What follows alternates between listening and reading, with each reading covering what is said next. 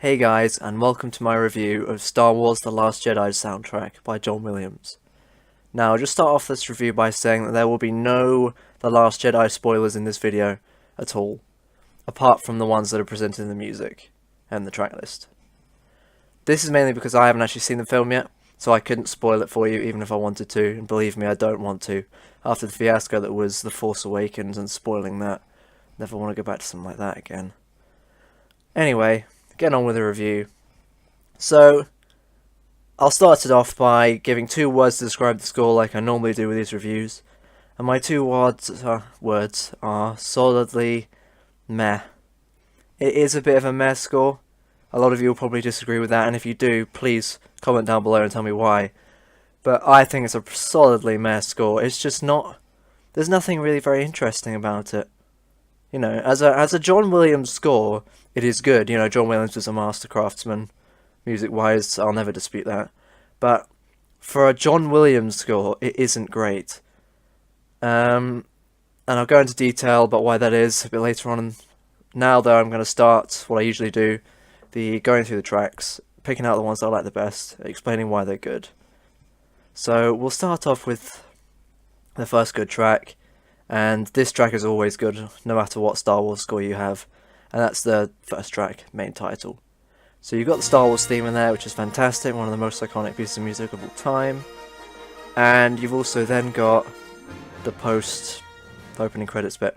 And it sounds like a battle sequence to me. You've got a bit of Kylo Ren in there. You've got a bit of the old Resistance theme from The Force Awakens. You've got a bit of Leia's theme in there as well, which is interesting. I don't know what that means in terms of the context of the film. But yeah, so it's quite a good cue, very battle-y, very John Williams battle-y, very classic, you know, very Empire Strikes Back, Return of the Jedi kind of classic. And that's nice, I like that. So the next track that's of interest is Fun with Finn and Rose. So this kind of introduces, as far as I can tell, the only new theme in this score, and that's part of the reason why I don't think it's great. But so yeah, this is, I think, Rose's theme. Rose is a new character in The Last Jedi, and this is the only new theme I could find in the score that's of consequence. So I think this might be Rose's theme. It's good. It's very upbeat and uplifting and chirpy. It's a good theme. It's not iconic by any means, like Duel of the Fates or Battle of the Heroes iconic, but it's good. I liked it. And then that's kind of combined with the Resistance theme from The Force Awakens in The Rebellion Is Reborn, which is a very uplifting and heroic track. I quite like that one. That's track 7. So yeah, those 2 are pretty decent ones. And then we skip a whole bunch, to be honest, which are kind of boring tracks, and go all the way to the Battle of Crait. I'm assuming that's how you pronounce that. This is a very John Williams kind of battle-y score, very classical, very Empire Strikes Back. The whole score is very Empire Strikes Back, to be honest. It's very battle-y and very kind of, yeah, I mean, you kind of have to listen to it to understand what I mean by that.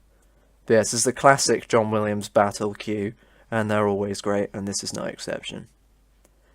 And then the last highlight of the score, I'd say, is the finale track, where you've got the Star Wars theme and kind of a combination of all the motifs from the film in one suite at the end.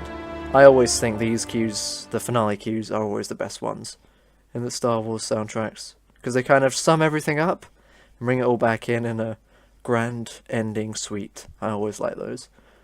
And this is no exception. There's a lot in here. You've got the new Rose theme. You've got all the kind of battle-esque music. There is, interestingly, a kind of military style take on Rey's theme. Kind of battle-y theme. Battle-y take on Rey's theme from The Force Awakens. And that's very nice. I quite like that. I can only assume she's going to be doing some lightsaber duels or something like that. It's decent, and I liked that one a lot. So that about sums out the highlights of the score. So now I'm going to talk about it as a whole, why I didn't like it so much. And the main reason for that, I think, is because it's just not different.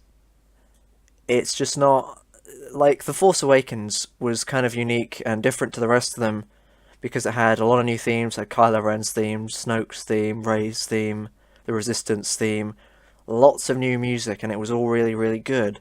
And the problem with The Last Jedi is it just feels like The Force Awakens continued. There is nothing new. Like, they just bring back Rey's theme, Kylo Ren's theme, the Resistance theme.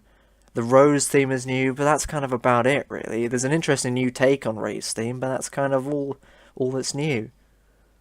They do bring back, rather interestingly, an awful lot of music from Empire Strikes Back. There is an awful lot of cues from that film in this film. Don't know why that is. I'm assuming the actual movie, The Last Jedi, will tell me why that is. But yeah, so there's an awful lot of callbacks to previous Star Wars scores, but this, The Last Jedi score as a whole, isn't particularly unique or standalone. There's certainly no iconic cues here, and nothing I'm really taking away thinking, oh, that's from The Last Jedi. You know, if I think The Force Awakens, I think Rey's theme, I think Kylo Ren's theme. If I think Revenge of the Sith, I'm thinking Battle of the Heroes, I'm thinking, you know, that beginning cue with the battle and the Aubergine, what's the planet called? Coruscant, that's it. You know, I'm thinking that cue. If I'm thinking The Phantom Menace, I'm thinking Duel of the Fates. I'm thinking A New Hope, I'm thinking, you know, the Force theme, the Star Wars theme, everything. You know, I'd say each film, with the possible exception of Attack of the Clones, has its own unique thing that makes it special and recognizable as an individual score rather than as Star Wars. And The Last Jedi doesn't have that. There just isn't a unique cue. So, yeah, it goes with Attack of the Clones as just unremarkable, really.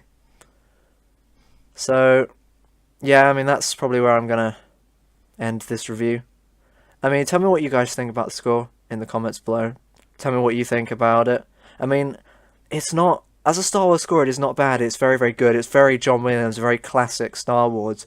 It's a good score. It's just not remarkable and unique. And it doesn't have the iconic cues that John Williams is known for. And I think that's a bit disappointing. But yeah, do tell me in the comments what you guys think. Is it a good score? Is there anything unique you think it has that I've missed? You know, tell me. I do want to know. So, summing up all those points there, I think I'll give this score a solid 6 out of 10. It's a good score, and a good John Williams score, but it's just unremarkable and doesn't really contain anything that we haven't heard before.